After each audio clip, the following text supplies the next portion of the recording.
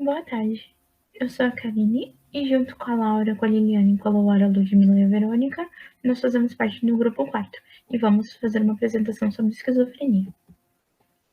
Falando então um pouco da doença, a esquizofrenia é um transtorno mental e crônico incapacitante que pode surgir de forma súbita ou gradativa.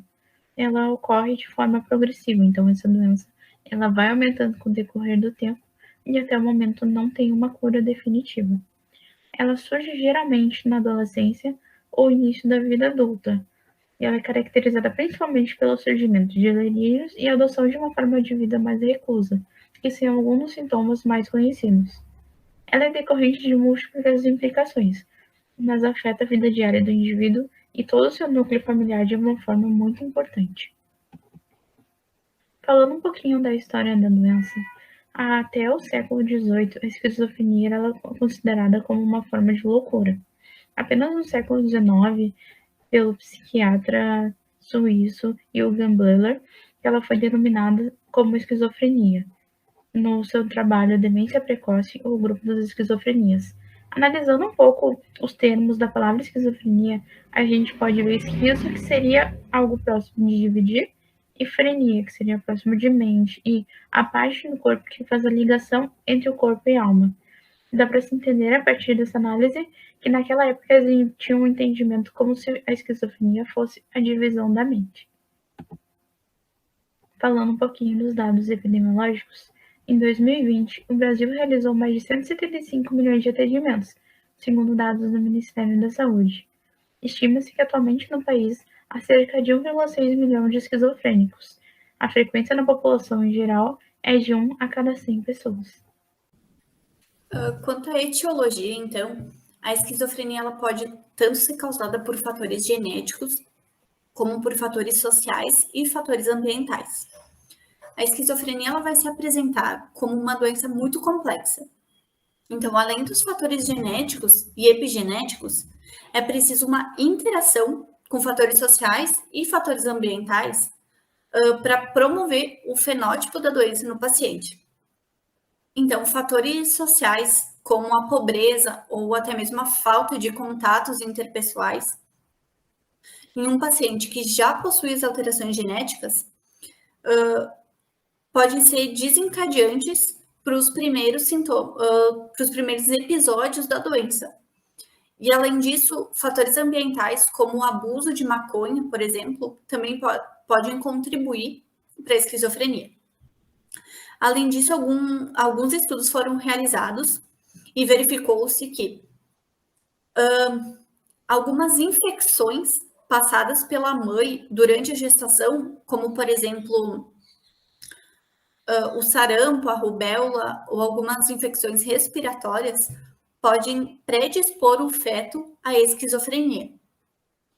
Só lembrando, então, que esses fetos são os que já possuem alguma alteração genética da doença. Detalhando melhor, então, os fatores genéticos que estão envolvidos na esquizofrenia, ela é causada principalmente, então, por alterações genéticas e epigenéticas, e ela é uma doença que tem uma grande influência hereditária. No gráfico, a gente pode ver o risco do paciente desenvolver a doença em função dele ter algum parentesco com alguém que já foi diagnosticado com a doença. Então, a gente pode ver que o risco vai passar de 1% da população em geral e pode chegar até 48% em gêmeos monozigóticos. E quais são os principais genes que estão envolvidos, então, na esquizofrenia? Não vai ser um único gene que vai causar a doença, mas sim vai ser uma pequena disfunção em uma série de genes. E essas pequenas disfunções, então, ainda precisam estar associadas com aqueles fatores ambientais para que ocorra um desenvolvimento anormal nas conexões cerebrais e isso possa se desencadear para a doença mesmo. Então, os principais genes que são citados na literatura são o gene da neuregulina e o gene da disbidina. Esses dois são os principais genes que estão envolvidos na migração e na formação das sinapses. Então, essas disfunções nesses genes são os principais causadores da doença. Além disso, todos esses outros genes listados na tabela também podem ser desencadeantes da doença. E, além disso, vários estudos demonstraram que 25 a 30% dos indivíduos que possuem uma deleção no braço longo do cromossomo 22 vão apresentar os sintomas da esquizofrenia em algum momento da sua vida. Então, além desses genes, o cromossomo 22 também está envolvido na doença. Então, sobre a fisiopatologia da esquizofrenia, é importante ressaltar que muitos mecanismos ainda não são totalmente esclarecidos, então o nosso conhecimento vai se basear em algumas hipóteses, que são elas a dopaminérgica, glutamatérgica, GABAérgica e a mitocondrial. Antes de abordar, então, a primeira hipótese, que é a dopaminérgica, é importante a gente ter em mente algumas subdivisões funcionais do corpo estriado. Ele faz parte dos núcleos da base, né? Ele é composto pelo caudado e pelo lentiforme. Ele vai ter basicamente 3 subdivisões funcionais, que são elas o estriado límbico, que compõe a área ventral e recebe projeções de áreas límbicas e da área tegmental ventral do mesencéfalo. O estriado associativo, que compõe a parte dorsal, recebe projeções do córtex pré-frontal dorso-lateral e da substância negra dorso-medial.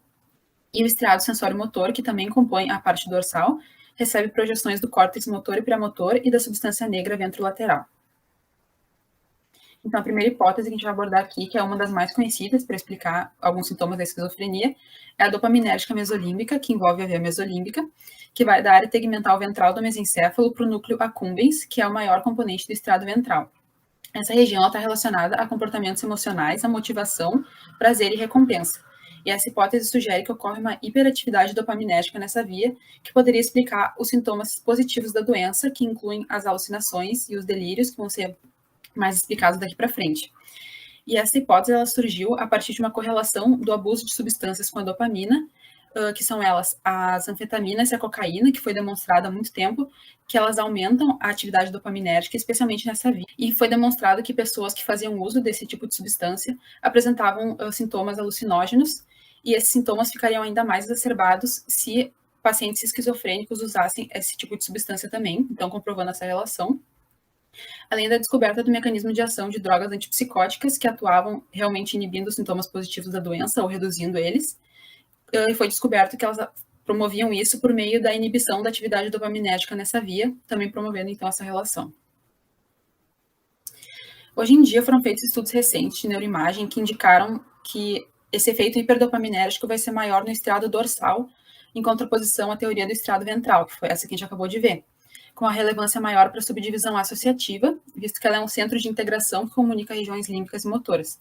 Como a gente pode ver ali naquele gráfico, as duas regiões dorsais, que incluem o associativo e o sensório motor, vão estar com uma atividade dopaminérgica maior do que a região límbica, apesar de todas elas unidas explicarem, então, os sintomas da esquizofrenia, né? E também foi demonstrado uma hipoconectividade entre o estriado dorsal e o córtex, ainda que a explicação exata para isso não seja muito precisa, mas isso vai afetar, então, o estímulo de áreas emocionais, cognitivas e motoras, já que é todo um centro de integração, né? Mas, então, quais são as ações do estriado na esquizofrenia, né? Algumas rotas que passam pelo estriado e que têm ações dopaminérgicas envolvem a definição da relevância de um estímulo externo, que seria basicamente a nossa capacidade de dar um significado, né, dar uma importância para os estímulos que a gente recebe. Também a sinalização de informações relacionadas a ameaças, formação de hábitos e valores estabelecidos e mecanismo de recompensa. Todas essas rotas vão estar afetadas, então, em pessoas que apresentam esquizofrenia. Um exemplo disso seria alguns sintomas de paranoia, nos quais os pacientes acreditam constantemente que eles estão sendo ameaçados e que tem alguém querendo perseguir eles. Isso vai relacionar, então, essa rota de informações de ameaças e da própria formação de hábitos e valores. Além disso, outras rotas que também são afetadas são a transmissão do sinal de cópias referentes, que seria basicamente a transmissão de sinais que são gerados internamente pelo nosso próprio córtex, e que se essas rotas não forem muito precisas, a gente vai ter uma confusão entre discurso interno e externo. E é o que acontece nos pacientes. Eles não conseguem diferenciar que tipo de estímulo está vindo internamente e quais estão vindo externamente. Isso ocorre, por exemplo, num tipo de alucinação auditiva, que é chamada de eco do pensamento, nos quais os pacientes vão ouvir os seus próprios pensamentos como se fossem vindo de fontes externas e não vão conseguir diferenciar isso. Vai demonstrando, então, que ocorre erros na transmissão desse tipo de sinal. A última parte da hipótese dopaminérgica, a mesocortical, envolve essa via que vai da área tegmental do mesencéfalo para o córtex pré-frontal dorso-lateral, que envolve a cognição e funções executivas, e ventromedial, que envolve emoções e afeto. Essa hipótese sugere que há uma redução da atividade dopaminérgica nessa via, possivelmente como uma consequência da hipersinalização dopaminérgica estriatal. Também não é muito esclarecido, mas então uma das bases para a esquizofrenia seria essa hiperatividade dopaminérgica subcortical, né, nas áreas do estriado, e uma hipoatividade dopaminérgica nas regiões corticais. E isso poderia explicar alguns sintomas negativos e cognitivos, que também vão ser mais abordados especificamente depois. E parece haver um mecanismo de adaptação nessa via, no qual, mesmo que ocorra uma diminuição da atividade dopaminérgica no estriado, a atividade dopaminérgica cortical não consegue voltar aos seus níveis normais, então elas vão continuar com um nível muito baixo de dopamina. E isso explica por que os mecanismos antipsicóticos que atuam nessa área dopaminérgica estriatal e vão inibir os sintomas positivos não são capazes de inibir os sintomas negativos e cognitivos, justamente porque essa via vai continuar com uma baixíssima atividade dopaminérgica. Outra hipótese que é utilizada para explicar a esquizofrenia é a hipótese glutamatérgica. Então, como a gente sabe, o glutamato ele é o principal neurotransmissor excitatório do sistema nervoso, sendo que ele é capaz de excitar praticamente qualquer neurônio do cérebro. E esse glutamato, ele vai se ligar em 4 tipos de receptores diferentes, que são o receptor NMDA, AMPA, kainato e os receptores metabotrópicos. Sendo que os receptores NMDA são os mais estudados na esquizofrenia. Então, a hipótese glutamatérgica, de modo geral, ela sugere que há uma hipofunção nos receptores NMDA. Então, esses receptores vão estar com a sua função diminuída nessa doença. E essa hipofunção, ela vai ocorrer devido tanto a fatores genéticos como epigenéticos, como a gente já comentou anteriormente. E nessa imagem superior, então, a gente pode ver as diversas mutações genéticas que podem afetar os receptores NMDA. Só lembrando, então, que não é apenas uma disfunção que vai gerar essa hipofunção, mas sim um conjunto de alterações e, além disso, associadas a fatores ambientais. Então, para exemplificar o que ocorre na esquizofrenia, a gente vai ter essas duas imagens. A esquerda representando uma pessoa normal e a direita representando uma pessoa com esquizofrenia. Então, na pessoa normal, a gente vai ter esses 3 neurônios corticais, um neurônio glutamatérgico, um interneurônio GABAérgico e um segundo neurônio glutamatérgico. Então, o que vai acontecer na pessoa normal? O neurônio glutamatérgico vai liberar glutamato na fenda sináptica. Esse glutamato vai se ligar aos seus receptores NMDA, localizados no interneurônio GABAérgico, vai excitar o interneurônio, e o interneurônio, então, vai liberar GABA. Esse GABA vai acabar inibindo o segundo neurônio glutamatérgico. Então, com isso, as sinapses corticais elas vão se manter sempre equilibradas. E agora, o que acontece na esquizofrenia? O neurônio glutamatérgico, então, vai liberar glutamato na fenda sináptica. Só que o seu receptor NMDA, como a gente viu, ele vai estar hipoativo. Ele vai estar com a sua função diminuída. Com isso, o glutamato não vai conseguir se ligar a esse receptor. Com essa não ligação do glutamato, isso vai acabar não excitando o interneurônio. E ele não excitado, ele vai acabar não liberando o GABA. Então, se ele não liberar GABA, ele não vai inibir o segundo neurônio glutamatérgico, que vai ficar o quê? Vai ficar hiperativo. Esse neurônio hiperativo vai acabar liberando uma grande quantidade de glutamato nas sinapses em que ele vai participar. Então, o que vai acontecer? As sinapses corticais das pessoas com esquizofrenia vão ficar descontroladas. Outra coisa que a gente pode lembrar é o seguinte: não são todos os interneurônios GABAérgicos que vão apresentar essa hipofunção nos receptores.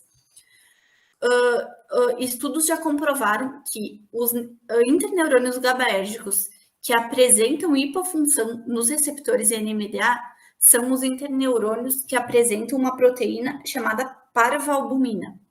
A parvalbumina é uma proteína ligadora de cálcio, então só os interneurônios que possuem essa proteína são os que vão apresentar a hipofunção dos receptores NMDA. Então, só resumindo, a hipótese glutamatérgica, ela vai dizer que a pessoa com esquizofrenia vai ter uma hiperatividade nos neurônios glutamatérgicos. E como essa hipótese glutamatérgica ela está ligada com a hipótese dopaminérgica? Então, a hipótese glutamatérgica ela pode ser utilizada para explicar a hipótese dopaminérgica. Como a gente viu, então, a hipofunção dos receptores NMDA vai acabar gerando uma hiperatividade dos neurônios glutamatérgicos. Então, esses neurônios hiperativos, eles vão descer do córtex cerebral em direção ao tronco encefálico e vão liberar uma grande quantidade de glutamato nas sinapses com neurônios do tronco encefálico. Então, as principais vias que vão estar afetadas são a via dopaminérgica mesolímbica e a via dopaminérgica mesocortical. O que vai acontecer, então, na via dopaminérgica mesolímbica, aquele neurônio glutamatérgico hiperativo vai descer do córtex cerebral, vai liberar uma grande quantidade de glutamato na sinapse com o neurônio dopaminérgico e vai acabar hiperativando esse neurônio dopaminérgico da via mesolímbica. Então, a via mesolímbica, como a Laura tinha explicado, vai se encontrar hiperativa na esquizofrenia. E é isso que vai acabar gerando sintomas positivos da doença. Já na via mesocortical, aquele neurônio glutamatérgico hiperativo vai descer até o tronco encefálico, vai liberar uma grande quantidade de glutamato em uma sinapse, agora com o interneurônio GABAérgico. Esse neurônio GABAérgico vai liberar uma grande quantidade de GABA, que vai acabar inibindo esse neurônio dopaminérgico da via mesocortical. Então, como a Laura falou, a via mesocortical dopaminérgica vai se encontrar hipoativa. E é isso que vai acabar gerando sintomas negativos e cognitivos da esquizofrenia. Agora, uma terceira hipótese para explicar a esquizofrenia é a hipótese GABAérgica. Essa hipótese está diretamente ligada à hipótese glutamatérgica e geralmente elas são descritas juntas. Então, essa hipótese ela sugere que os pacientes com esquizofrenia possuem uma neurotransmissão GABAérgica reduzida, principalmente no córtex cerebral. Isso pode ser explicado porque, como a gente viu, os receptores de glutamato hipofuncionais vão se localizar principalmente nos neurônios GABAérgicos. E esses interneurônios, então, eles não vão ser excitados, o que vai gerar essa neurotransmissão GABAérgica reduzida. Além disso, vários estudos demonstraram que os pacientes com esquizofrenia, eles vão apresentar uma diminuição na quantidade de neurônios GABAérgicos no córtex cerebral. Então, além dessa neurotransmissão reduzida, a quantidade de neurônios GABAérgicos também vai estar diminuída. E outros estudos comprovaram uma deficiência na expressão da GAD, que é a glutamato descarboxilase, que é uma enzima que auxilia na síntese do GABA. E esses estudos, então, comprovaram que essa GAD, ela vai se apresentar deficiente nos pacientes com esquizofrenia, então uma menor quantidade de GABA pode ser sintetizada nesses pacientes. A última hipótese que a gente vai abordar é a hipótese mitocondrial. Estudos indicaram que há um maior nível de disfunção mitocondrial e redução do número de mitocôndrias no córtex pré-frontal e no núcleo caudado em pacientes com esquizofrenia. Esse tipo de disfunção pode estar associado tanto com genética quanto à má nutrição pré-natal, a exposição a toxinas, infecções e o abuso de substâncias, e a própria dopamina, ainda que esse mecanismo não esteja muito certo, acredita-se que essa hiperatividade dopaminérgica, que a gente já abordou, poderia causar algum tipo de disfunção mitocondrial, que vai afetar, então, rotas do neurodesenvolvimento, como são os processos de proliferação, diferenciação e maturação neuronal, visto que são rotas que requerem muita energia, então, se a gente tiver uma disfunção na mitocôndria, elas não vão conseguir ser promovidas da maneira correta. Isso vai ocasionar, então, nos pacientes uma perda de massa cinzenta nos lobos frontal e temporal, aumento do volume ventricular e uma disfunção de dendritos e axônios. Como a gente pode perceber nessa imagem aqui, em cima a gente tem um neurônio de uma pessoa que não apresenta esquizofrenia, então a gente pode ver diversos espinhos dendríticos, já aqui embaixo, um neurônio de um paciente com esquizofrenia que apresenta uma disfunção bem significativa desses espinhos, né? A gente pode ver que há uma redução deles bem significativa. Então, todo o mecanismo de disfunção mitocondrial vai envolver mecanismos oxidativos e inflamatórios. Então, essa disfunção mitocondrial vai promover defeitos nos mecanismos antioxidantes celulares, que envolvem enzimas como a SOD, a catalase e as glutationas, e foi demonstrado que elas têm, sim, uma atividade afetada em pacientes com esquizofrenia. Isso vai ocorrer um acúmulo de radicais livres que não vão estar sendo neutralizados, além da própria disfunção mitocondrial já ocasionar um aumento da produção de radicais livres, então a gente vai ter esse acúmulo que vai gerar um estresse oxidativo que vai gerar danos na estrutura da mitocôndria, aumentando então a permeabilidade da membrana dela ao cálcio.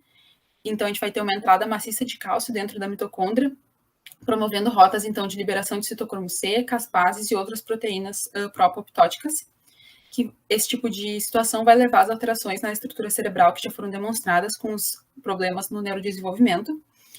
E, além disso, acredita-se que os radicais livres eles possam atuar como mecanismos transdutores de sinal em vias inflamatórias. Então, esse aumento de radicais livres poderia estimular a produção de citocinas inflamatórias numa quantidade exacerbada, contribuindo também, então, para esse tipo de alteração da estrutura cerebral que já foi comentado. Então, agora a gente vai falar um pouco sobre o quadro clínico da esquizofrenia. Como a gente sabe, a esquizofrenia ela é uma doença crônica e ela pode progredir em diversas fases, mas a duração e os padrões dessas fases, eles podem variar com o tempo.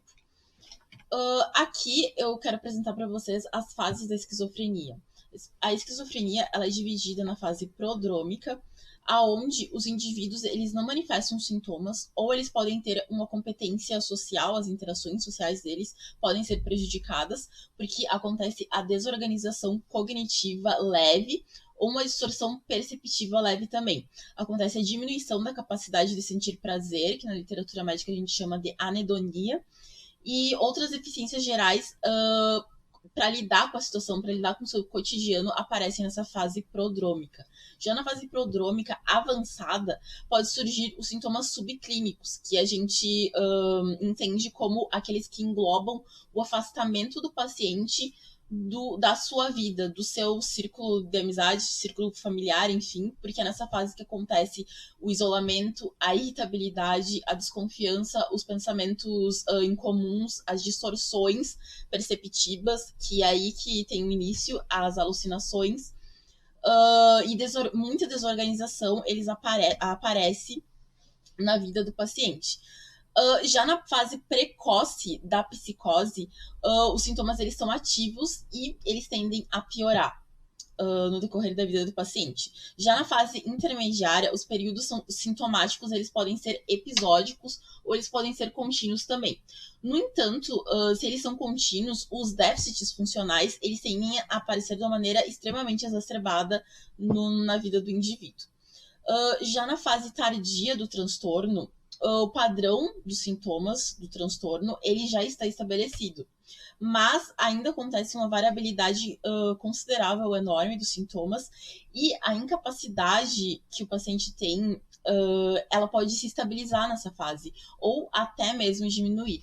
E aqui eu trouxe um gráfico que é tirado do livro Search for the Causes of Schizophrenia 3, e onde aparece o tempo da fase prodrômica, e também da fase psicose, da fase precoce da psicose. Então, tem aqui o gráfico apresentando que, normalmente, a fase prodrômica, ela tem 5 anos, e a fase precoce da psicose, ela geralmente dura 1 ano. Agora eu quero falar um pouco para vocês sobre a classificação dos sintomas da esquizofrenia. É estabelecido 5 classificações. O primeiro, positivo. Os sintomas positivos, eles estão relacionados à distorção das funções normais, que aqui na imagem, no desenho, eu trouxe para vocês que os sintomas positivos, eles tendem a ser os delírios, as alucinações e também a desorganização da fala da pessoa. Já nos sintomas negativos, acontece a diminuição ou a perda das funções normais de afeto, que acontece o flattened effect, que traduzindo seria o embotamento emocional, onde a pessoa não consegue expressar suas emoções, não consegue demonstrar. Também um outro exemplo seria a redução da fala da pessoa e também a falta de iniciativa, a falta de prazer para engajar em situações sociais.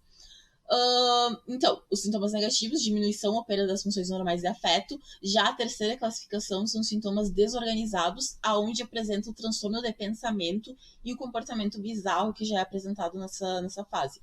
A classificação, a outra classificação, a última dos sintomas, seria os cognitivos, que aonde apresenta-se os déficits no processamento de informações e na resolução de problemas, que aí estaria incluso o déficit na função executiva do paciente.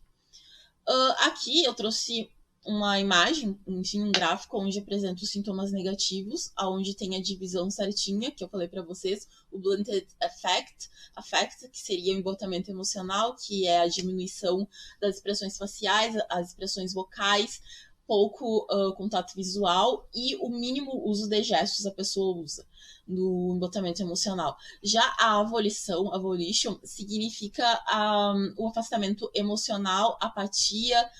Já entra aí também as disfunções executivas, que a pobre higiene na física do indivíduo, má higiene, e menos ainda envolvimento social no trabalho, escola, enfim.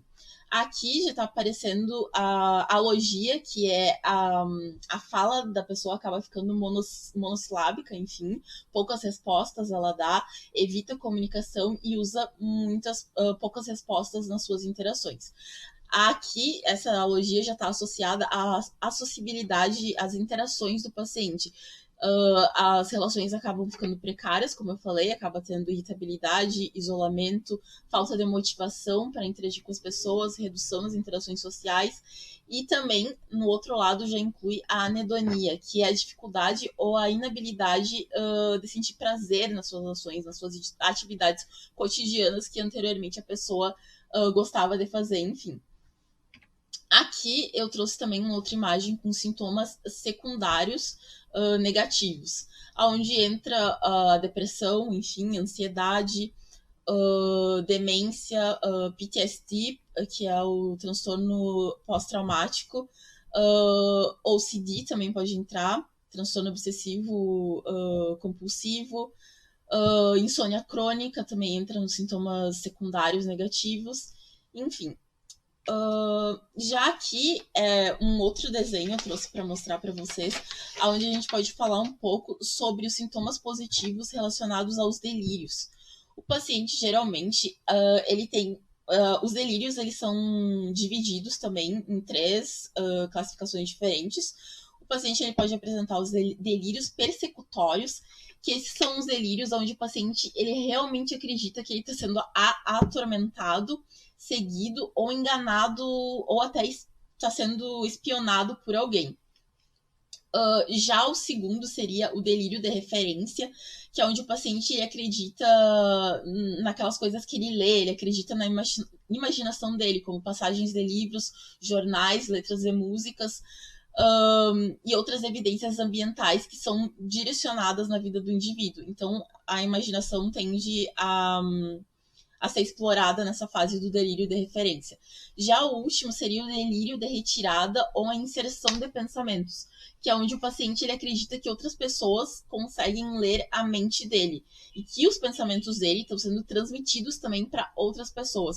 Ou também tem essa probabilidade de acreditar que forças externas estão impondo pensamentos, impulsos e ações, que forças externas estão forçando a ele ter ações que ele normalmente não teria. Então, aqui nessa imagem apresenta o delírio persecutory, o delírio delírios persecutórios, apresenta também os delírios de grandiosidade que ele pode ter, as alucinações, apatia, como eu falei, ouvir vozes, que é uma outra fase do delírio. A catatonia também pode ser apresentada. E aqui tem um gráfico onde aparece a progressão dos sintomas da esquizofrenia. E a gente pode ver que no decorrer da doença, na vida do paciente, os sintomas negativos eles tendem a crescer, tendem a piorar, e os sintomas positivos eles tendem a diminuir, como a gente está vendo aqui nesse gráfico. Agora eu preciso falar um pouco para vocês também sobre os subtipos da esquizofrenia. A esquizofrenia ela é apresentada com um subtipo com déficit, que os pacientes eles possuem sintomas negativos proeminentes, os sintomas eles tendem, os quais eles não são explicados por outros fatores, que aí incluiria a depressão, ansiedade, ambiente sem estimulação, efeitos adversos farmacológicos, efeitos adversos farmacológicos podem ser apresentados, que é incluído nesse subtipo com déficit. Já o subtipo sem déficit, ele inclui os sintomas positivos, que seria delírios, alucinações, distúrbios do pensamento, mas nesse subtipo são indivíduos relativamente sem sintomas negativos. Então, como eu falei, o subtipo sem déficit é apresentado de maneira geral os pacientes apenas com sintomas positivos. Então, seria isso sobre o quadro clínico. Agora a gente vai falar sobre o diagnóstico da esquizofrenia. Atualmente existem muitas pesquisas para criar algum exame capaz de realizar esse diagnóstico, mas ainda esse diagnóstico é um processo muito subjetivo, já que não existe nenhum exame específico para confirmar essa doença. Então, esse diagnóstico ele pode demorar anos, porque ele acaba dependendo muito da capacidade do paciente de relatar os sintomas que ele tem, e também porque é um diagnóstico muito semelhante ao diagnóstico de outras doenças, como, por exemplo, da bipolaridade. Ou seja, os pilares, no caso desse diagnóstico, é o histórico clínico, os sintomas e também os sinais desse paciente.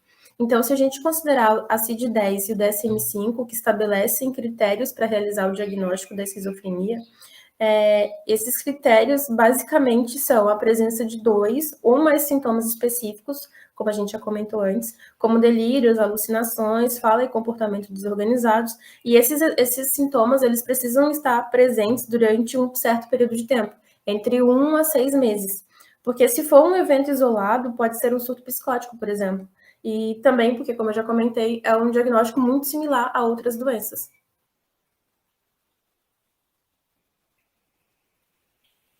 Agora a gente vai falar sobre a relação da esquizofrenia e o uso de drogas. Com relação a isso, quando a gente está sob o efeito de drogas, a gente não, no caso, né? Quando a pessoa está sob o efeito de drogas, o corpo humano ele possui algumas reações, e essas reações são muito similares ao diagnóstico, aos sintomas que se tem na esquizofrenia. Então, por isso que facilmente pode ser confundido. E é por isso que quando a gente está de frente para um paciente que faz o uso de drogas, para descartar ou confirmar o diagnóstico de esquizofrenia, é necessário observar o comportamento dessa pessoa por um período de tempo, quando ele não está sob o efeito dessas drogas. E outro ponto no diagnóstico muito importante é a questão de que a esquizofrenia ela começa a se manifestar por volta dos 20 anos. Então, esse diagnóstico ele acaba sendo muito complexo, muito mais complexo num adolescente, porque os sintomas e sinais que são característicos da esquizofrenia, eles são muito parecidos com o que acontece na própria fase da adolescência, como, por exemplo, baixo rendimento escolar, o isolamento social, dificuldade para dormir, dificuldade de manter os próprios cuidados, que são muito característicos da própria adolescência.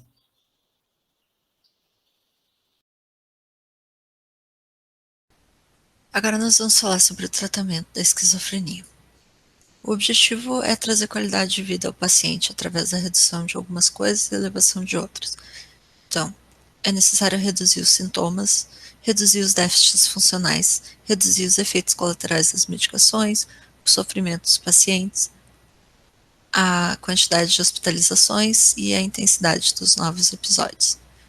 E é necessário aumentar, então, a autodeterminação do paciente, as suas habilidades cognitivas e sociais dentro das suas possibilidades individuais, a sua integração social, sua capacidade de atingir objetivos. E se vocês assistirem alguma TED Talk sobre esquizofrenia, é disso que os pacientes estão falando, sobre a capacidade que eles readquirem de controlar melhor as suas decisões, de viver de uma forma mais autônoma, se relacionarem melhor com as pessoas e de estarem capazes de atingir seus objetivos e de buscarem a felicidade, com menos fatores impeditivos. As estratégias são o uso de medicamentos e terapias psicossociais.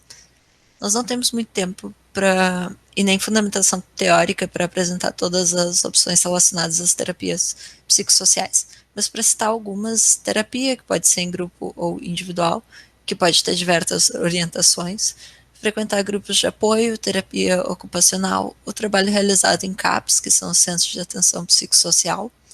E eu aproveito esse momento para ressaltar a importância de uma equipe interdisciplinar e multiprofissional, já que existem muitas áreas do conhecimento que podem facilitar essa reinserção do paciente no convívio social, estratégias de redução de estresse e de enfrentamento. E justamente para que ocorra, então, essa reintegração gradual do paciente à vida cotidiana, coisa que nenhum remédio sozinho vai fazer. Outras considerações necessárias sobre o tratamento é que a principal estratégia será o uso de antipsicótico, que a gente vai ver mais detalhadamente, mas existem outros medicamentos e terapias biológicas, e aqui eu cito a ECT, que é a eletroconvulsoterapia, e a EMT, que é a estimulação magnética transcraniana, que não vão ser analisados com detalhe. Além disso, a gente não vai falar de um tópico que é super importante na prática clínica, que é a associação medicamentosa.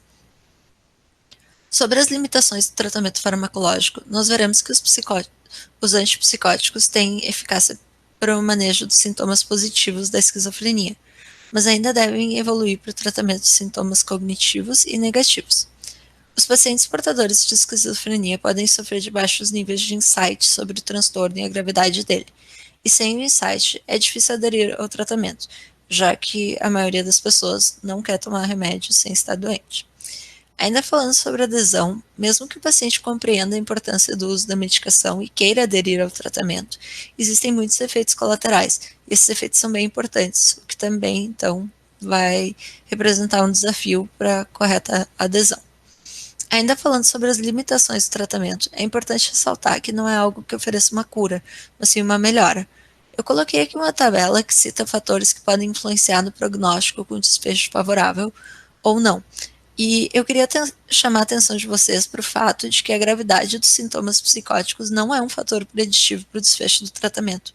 Então, embora possa acontecer alguma coisa durante um episódio que seja impressionante, a gente não pode se deixar levar, porque, como a gente viu, não é um fator preditivo. Existem outros que, enfim, influenciam mais no prognóstico.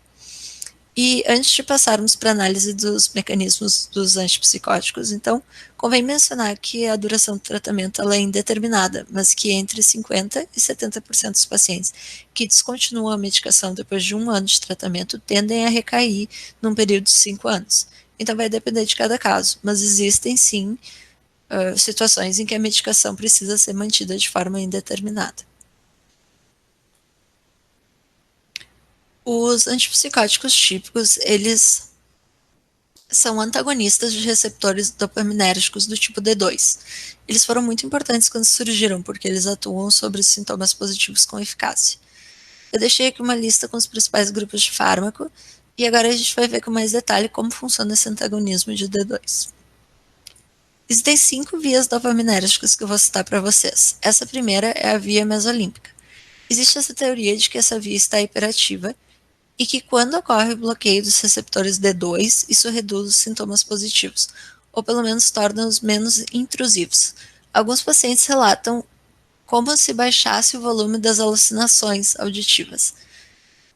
E então a imagem de cima mostra essa via mesolímbica com a hiperatividade da dopamina, e a imagem de baixo mostra o fármaco agindo como um antagonista do receptor, e, portanto, impedindo a ligação da dopamina no receptor pós-sináptico.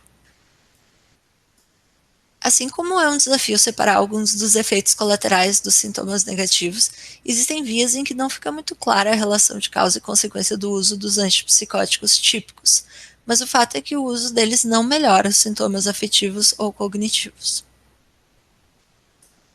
A via túbero-infundibular vai ilustrar o primeiro problema do uso dos antipsicóticos de primeira geração. A via não está alterada na esquizofrenia, mas o uso do remédio vai bloquear a dopamina nas células lactotróficas da hipófise. E aí, como a dopamina bloqueia a secreção de prolactina, a dopamina estará impedida de se ligar à célula. E isso vai causar um aumento dos níveis de prolactina do paciente, podendo haver hiperprolactinemia, o que gera problemas de disfunção sexual, amenorreia e galactorreia. A via nigroestriatal vai ilustrar o segundo problema do uso dos antipsicóticos de primeira geração. Essa via está relacionada ao controle de movimentos, e o bloqueio dos receptores na via gera um conjunto de sintomas extrapiramidais. São sintomas parkinsonianos, acatisia, distonia e discinesia tardia, que é uma síndrome irreversível em que os pacientes têm movimentos involuntários. Esses sintomas contribuem muito para a formação de um estigma. E eu vou pular o próximo slide, mas eu deixei uma tabela resumindo essas 5 vias e os efeitos dos antipsicóticos de primeira geração sobre cada uma delas. Além dos efeitos colaterais relacionados às vias dopaminérgicas que a gente acabou de ver, os antipsicóticos típicos eles se ligam em outros receptores, causando mais efeitos colaterais. Aqui tem uma lista. Diante disso, naturalmente se buscaram alternativas e surgiu um remédio novo, que era a clozapina. Vejam na imagem que é um fármaco que interage com todos esses receptores, mas a ênfase é no fato de que bloqueia os receptores serotonínicos 5-HT2A. Esse bloqueio dos receptores de serotonina são um marco dos antipsicóticos da segunda geração, porque eles seguem eficazes sobre sintomas positivos, mas causam menos sintomas extrapiramidais. Então, como é que funciona? Tipicamente, a serotonina estimula o glutamato, que estimula o GABA. O GABA inibe a dopamina. Na ausência de dopamina, nós temos os sintomas extrapiramidais. Os antipsicóticos de segunda geração se ligam nos receptores e impedem a serotonina de agir na via nigroestriatal. Então, o resultado é que a dopamina deixa de ser inibida. Se tem mais dopamina, teremos menos sintomas extrapiramidais. E aqui em vermelho, então, é onde é o mecanismo de atuação. Talvez aqui na imagem fique mais claro. O fármaco ainda age como bloqueador de receptores D2, mas ele tem essa afinidade pelo 5-HT2A, o que permite que algumas dopaminas, que são esses triângulos aqui da figura, se liguem ao receptor pós-sináptico. Isso cria uma janela terapêutica para o remédio. Ele segue agindo onde precisa, mas age de uma forma um pouco mais leve, o que reduz os efeitos colaterais. No caso dos antipsicóticos típicos, a gente tinha então o problema que o bloqueio da dopamina permitia a secreção da prolactina. Já no caso dos antipsicóticos atípicos, eles vão agir como antagonistas de dopamina e serotonina. Então, eles bloqueiam a serotonina, que era quem promovia a secreção de prolactina. Então, isso reduz a hiperprolactinemia.